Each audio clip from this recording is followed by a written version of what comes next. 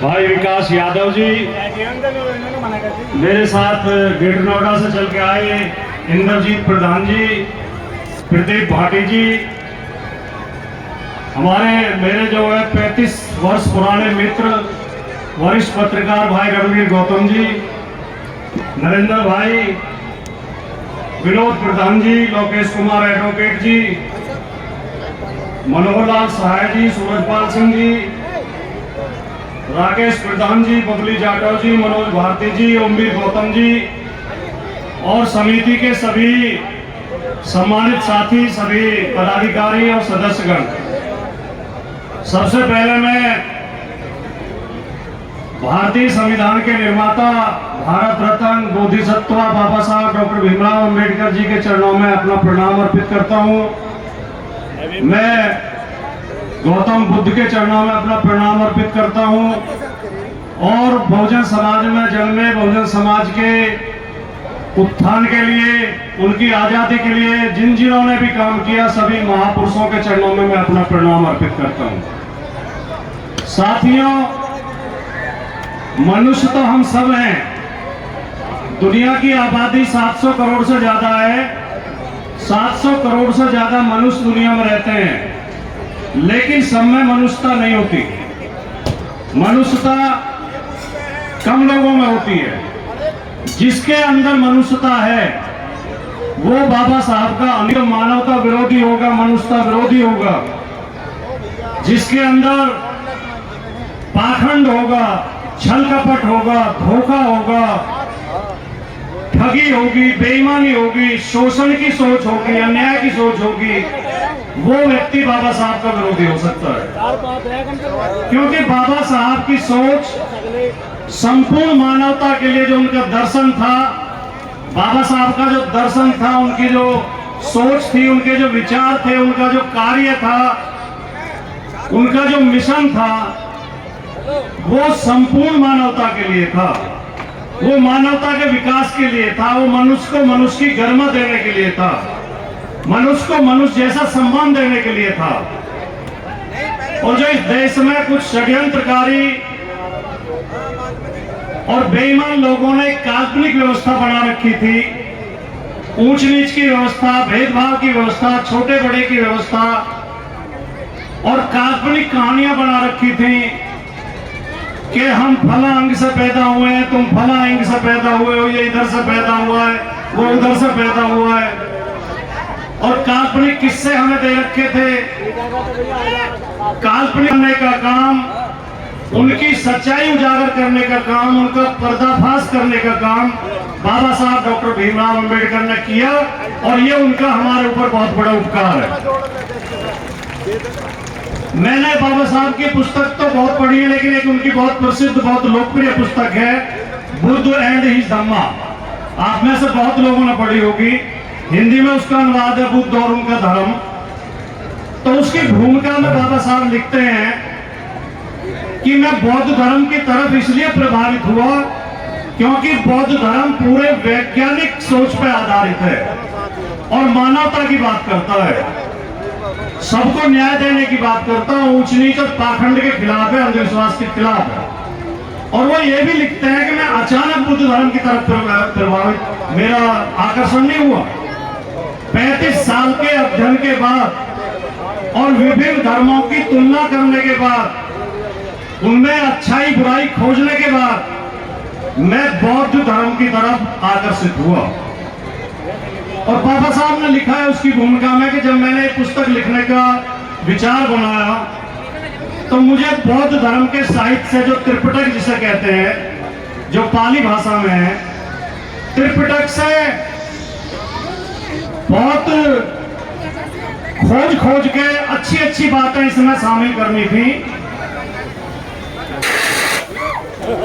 स्वागत है आपका।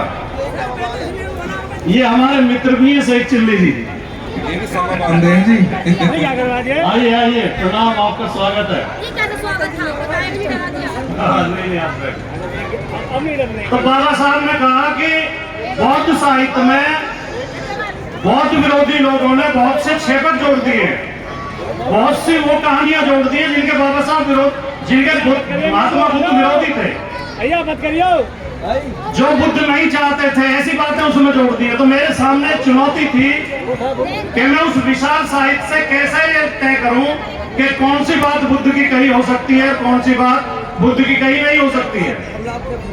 तो मैंने फिर ये कसौटी रखी कि गौतम बुद्ध का सबसे ज्यादा जोर जन कल्याण पे होता था, मानव कल्याण पे होता था। तो जिस बात से जन कल्याण ना होता हो, जिसमें जन कल्याण निहित ना हो, मानव कल्याण निहित ना हो, वो बात बौद्ध साहब बाबा गौतम बुद्ध जी की कही हुई नहीं हो सकती। दूसरी बात, बुद्ध का जोर होता था तर्कशीलता के ऊपर। तो जो बात तर्कसंगत ना हो, तर्क की कसौटी पर खरी ना उतरती हो, वो बात गौतम बुद्ध की कही हुई नहीं हो सकती। तीसरी बात, बुद्ध जीवन भर ऊंच नीच और पाखंड के खिलाफ बोलते रहे। तो जो बात ऊंच नीच को बढ़ावा देती हो, पाखंड को बढ़ावा देती हो, वो बात गौतम बुद्ध की कही हुई नहीं हो सकती। तो मैंने इन 3 कसौटियों को इस पुस्तक को तैयार करते हुए रखा। तो मैं इस बात को, इस भूमिका को बताते हुए आपसे भी ये कहना चाहता हूं कि कई बातें आपको बहकाने के लिए काल्पनिक कहानी के रूप में कही जाती हैं। जिस बात में मानवता का हित ना हो, जो बात तर्कसंगत ना हो और जो पाखंड के विरोध में ना हो, उस बात के साथ कभी समर्थन मत करो, उसके साथ कभी खड़ा मत करो। जब तक हम इस पाखंड में उलझे रहेंगे, बाबा साहब की एक दूसरी किताब है एनिहिलेशन ऑफ कास्ट, जातिवाद का सर्वमूल नाश, जाति का नाश। उसमें बाबा साहब कहते हैं कि हमारे यहाँ जो वर्ण व्यवस्था है और जो ऊंच नीच है, जो भेदभाव है, जो शोषण है, उसे हमारे कई धर्मशास्त्र उसका समर्थन करते हैं। तो जब तक हम इन झूठे धर्मशास्त्रों का पूरी तरह बहिष्कार नहीं करेंगे, तब तक हम इस पाखंड से बाहर नहीं निकल सकते, इस ऊंच नीच की भावना से बाहर नहीं निकल सकते। और ये जो भारत के सामंतवादियों ने, मनुवादियों ने, शोषकों ने जो ये जाति व्यवस्था बनाई है, ये सीढ़ीदार व्यवस्था है। इसमें हर ऊपर की सीढ़ी पे खड़ा आदमी ये देख के खुश है कि मेरे नीचे की सीढ़ी पे भी कोई खड़ा है। वो ये नहीं देख रहा कि मेरे ऊपर की सीढ़ी पे कितने लोग खड़े हैं। हर ऊपर की सीढ़ी वाला नीचे की सीढ़ी पे खड़े व्यक्ति के सिर में चांटा मार रहा है और वो अपने नीचे वाले में चांटा मार रहा है। वो खुश है कि मैं निचली सीढ़ी पे खड़े व्यक्ति के सिर में चांटा मार रहा हूं, लेकिन इस बात का उसे कलेश नहीं है कि मेरे सिर में भी चांटा लग रहा है। तो जो भी अंबेडकरवादी हैं, जो भी बाबा साहब के विचार में विश्वास रखना चाहते हैं, इन सीढ़ियों को ध्वस्त करके इसे समतल करना है। कोई ऊपर की सीढ़ी पे खड़ा नहीं होगा, सब बराबर में खड़े होंगे। ये बाबा साहब चाहते थे, ये गौतम बुद्ध चाहते थे। ये जो वर्ण व्यवस्था है और इसके लिए जो काल्पनिक कहानियां लिखी गई हैं, मुझे आश्चर्य होता है कि आज 21वीं सदी में भी कुछ लोग मनुस्मृति का समर्थन करते हैं, जो कि इतना घटिया, इतना सड़ा हुआ ग्रंथ है भैया थोड़ा, जिसमें सारी बातें बेतुकी लिखी हुई है, कोई काम की बात नहीं है। कुछ लोग तर्क देते हैं कि नहीं जी, मनुस्मृति तो कर्म के आधार पर वर्ण का निर्धारण करती है। झूठ बोलते हैं। मनुस्मृति वर्ण के आधार पर कर्म का निर्धारण करती है, कर्म के आधार पर वर्ण का निर्धारण नहीं करती। वर्ण के आधार पर कर्म का निर्धारण करती है कि आपको यह अधिकार है। ब्राह्मण का काम केवल शिक्षा प्राप्त करना, शिक्षा देना, दान लेना, दान देना होगा, पूजा कराना होगा। वैश्य का काम व्यापार करना होगा, कृषि करना होगा। क्षत्रिय का काम हथियार चलाना होगा, रक्षा करना होगा, और शूद्रों का काम सेवा करना होगा। और जब हम गिनने चलते हैं, जब हम सच्चाई पता करते हैं, तो भारतीय सामाजिक व्यवस्था में 85% शूद्र हैं। तो 85% लोगों को गुलाम बनाने का प्रावधान जो पुस्तक करती हो, और बाकी जो 15% बचे, उनमें भी आधी स्त्रियां हैं। स्त्रियों को भी मनुस्मृति गुलाम बनाती है। 7.5% वो भी जोड़ लो, 85 और 7.5 92। और इनमें भी वैश्य के लिए तो मनुस्मृति में लिखा हुआ है कि ब्राह्मण वैश्य से धन मांगे धर्म कार्य के लिए, और अगर वैश्य ना दे तो उससे जबरदस्ती छीन ले। क्योंकि वैश्य के धन पर ब्राह्मण का ही अधिकार है, वैश्य का अधिकार नहीं होता। तो उन्हें भी जोड़ लो। तो 95% लोगों को जो पुस्तक अधिकार विहीन करती हो, उनकी गुलामी का रास्ता खोलती हो, ऐसी पुस्तक का समर्थन करने वाले भी आज हमारे बीच में मौजूद हैं। ये हमारे लिए बहुत शर्म की बात है। हमें इन काल्पनिक शास्त्रों का बहिष्कार करना चाहिए। हमें बाबा साहब के बताए हुए रास्ते पर और गौतम बुद्ध के बताए हुए रास्ते पर चलना चाहिए। इसी में हमारी मुक्ति का द्वार है और इसी में मानवता का उद्धार है। अभी कुछ लोगों ने एक मिशन चला रखा है कि जी वो तो बाबा साहब ने थोड़ी संविधान लिखा था, संविधान तो कोई राव साहब ने पता नहीं उन्होंने लिखा था। मुझसे एक डिबेट में पूछा है एंकर ने, मैंने कहा सुनिए, अगर आप किसी भवन को देखेंगे और आपको भवन अच्छा लगे तो आप ये थोड़ी पूछोगे कि इसमें ईंट गारा सीमेंट किसने पकड़ाया था, आप ये पूछोगे इसका आर्किटेक्ट कौन था, इसका नक्शा किसने बनाया था। तो बाबा साहब भारत के संविधान के आर्किटेक्ट हैं, वो ड्राफ्टिंग कमेटी के चेयरमैन थे। ये हम मानते हैं कि वो संविधान सभा के चेयरमैन नहीं थे। संविधान सभा के चेयरमैन डॉक्टर राजेंद्र प्रसाद थे, लेकिन डॉक्टर राजेंद्र प्रसाद को तो ऐसे मानो जैसे बिल्डिंग का ठेका दे दिया जाए। लेकिन मेन काम तो होता है उसका नक्शा बनाने का, बिल्डिंग बनेगी किस तरह, इसमें कितना सरिया लगेगा, कितना सीमेंट लगेगा, कितनी रोड़ी लगेगी, इसमें कितना लंबा चौड़ा गेट होगा, कितने खिड़कियां होंगी, रसोई किधर बनेगी, बाथरूम किधर बनेगा, ये काम आर्किटेक्ट का होता है। अगर हम दिल्ली को आज लुटियन दिल्ली कहते हैं तो लुटियन दिल्ली क्यों कहते हैं? क्योंकि लुटियन ने उसका नक्शा बनाया था, उसका आर्किटेक्चर बनाया था, उसका आर्किटेक्ट था लुटियन। तो कोई ईंट गारा जिन्होंने पकड़ाए थे वो उनका कोई नाम लेता है? नाम तो आर्किटेक्ट का लेते हैं। तो बाबा साहब भारत के संविधान के आर्किटेक्ट हैं। बाबा साहब अगर ना होते और बाबा साहब ड्राफ्टिंग कमेटी के चेयरमैन ना होते तो आज जो आपको इस भारत देश में आज एक रिक्शा चलाने वाले की वोट की कीमत भी अडानी और अंबानी की वोट के बराबर है। ये बाबा साहब की देन है। आपको आज ये हमारी बहनें स्वतंत्र होकर हमारे साथ बैठी हैं, ये बाबा साहब की देन है, वरना सामंतवादी लोग इन्हें गुलाम बना के रखना चाहते हैं। और जब बाबा साहब हिंदू कोड बिल लेकर आए बेटियों की मुक्ति के लिए, तो सारे सामंतवादी उस समय की आरएसएस भी और हिंदू महासभा भी और इनका क्या नाम था पहले बीजेपी का, जनसंघ, आरएसएस और हिंदू महासभा तीनों सड़क पर बाबा साहब के विरोध में थे। बाबा साहब के पुतले जला रहे थे।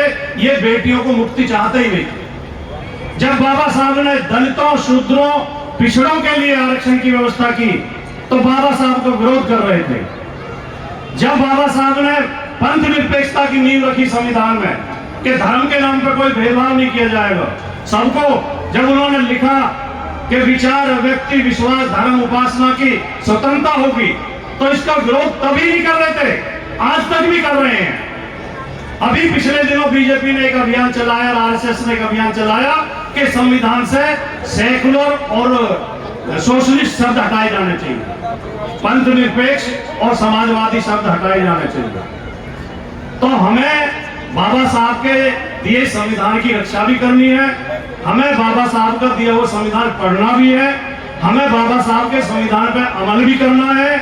अगर हम किसी भी तरीके से खुद को बड़ा मान के दूसरे भाई को छोटा मानते हैं तो हम बाबा साहब के अनुयायी नहीं है, फिर हम बाबा साहब के भी विरोधी हैं, बाबा साहब के संविधान के भी विरोधी हैं। और मुझे अभी रणवीर गौतम जी बता रहे थे और जो संचालन कर रहे थे साथ ही उन्होंने भी विस्तार से बताया कि इस पार्क को बनाने में बहुत लोगों का खून पसीना रहा है, योगदान रहा है। तो पार्क तो है ही है, बाबा साहब की शानदार प्रतिमा लगी हुई है, प्रतिमा पे हम फूल चढ़ाते हैं, माला चढ़ाते हैं, उससे हमें प्रेरणा मिलती है, उससे हमारे अंदर जोश आता है, हमारे अंदर उत्साह आता है। लेकिन केवल इससे काम नहीं चलेगा, हमें बाबा साहब के साहित्य को भी पढ़ना चाहिए, हमें बाबा साहब के संविधान को भी पढ़ना चाहिए। तो गौतम जी बता रहे थे कि पीछे पुस्तकालय भी खोला गया बाबा साहब का, साहित्य भी उसमें उपलब्ध है। तो इसके लिए मैं आपको बहुत बहुत बधाई देता हूँ, क्योंकि जब तक पढ़ने की व्यवस्था ना हो तब तक बाबा साहब का मिशन अधूरा है। और मैं आखिर में एक बात कह के जो मैं हर जगह कहता हूँ और जिस बात के लिए मुझे जाना जाता है कि मैं साहस के साथ सच कहने की हिम्मत करता हूँ, चाहे वो किसी को कितना ही कड़वा लगे। मैं सच बोलने की हिम्मत रखता हूं। तो मैं आपसे भी अपील करते हुए कि बाबा साहब ने 3 मंत्र हमें दिए थे, शिक्षित बनो, संगठित बनो, संघर्ष करो। मैं इसमें 2 बातें और जोड़ना चाहता हूं, निडर बनो और मुखर बनो। तो इसे 5 सूत्र जोड़ लो इसमें, शिक्षित बनो, संगठित हो, संघर्ष करो, निडर बनो और मुखर बनो। निडर कैसे बने? 10 आदमी कहीं बैठे हैं, चाहे किसी शादी विवाह में बैठे, किसी चौपाल पर बैठे हैं, किसी फंक्शन में बैठे हैं, और वो पाखंड की कोई बात कर रहा हो तो हिम्मत करके उसका विरोध करो, तभी आप सच्चे अम्बेडकरवादी कहलाओगे। और मुखरता के साथ उसका विरोध करो। जब इन पाखंडियों के सामने हम मौन साध लेते हैं तो हमारा मौन समर्थन उन्हें हो जाता है और उनका साहस बढ़ता है। और जब हम उनके पाखंड का उनके मुंह पर विरोध करेंगे तो इनकी हिम्मत टूटेगी, इनका साहस कम होगा और ये सोचने पे विवश होंगे। आपने मुझे बुलाया, इतना सम्मान दिया, अपनी बात कहने का मौका दिया। मेरे 2 कार्यक्रम गाजियाबाद में हैं, 7 बजे कार्यक्रम है, फिर 8 बजे मुझे अंबेडकर पार्क में जो बड़ा कार्यक्रम होता है उसमें भी शामिल होना है, इसलिए मैं थोड़ा जल्दी निकलूंगा। उसके लिए आपसे क्षमा मांगते हुए जय भीम, नमो बुद्धाय। धन्यवाद। धन्यवाद राजकुमार भाटी जी। इसी क्रम में मैं राजकुमार भाटी जी का स्वागत करने के लिए आमंत्रित करता हूं चरणदास जी को, चमन जाटव जी को, रणवीर पत्रकार जी को, नैन सिंह जीतपुर जी को, जयपाल प्रधान जी को, ज्ञान सिंह जी को और बाबूराम जलालपुर जी को। कृपया ये लोग तत्काल जल्दी से ऊपर आ जाएं। करने आए हैं उनका एक प्रोग्राम देखकर जरूर जाएं। प्रोग्राम इनका देख के जाएंगे। हमारे मित्र मोमेंट सभी साथी एक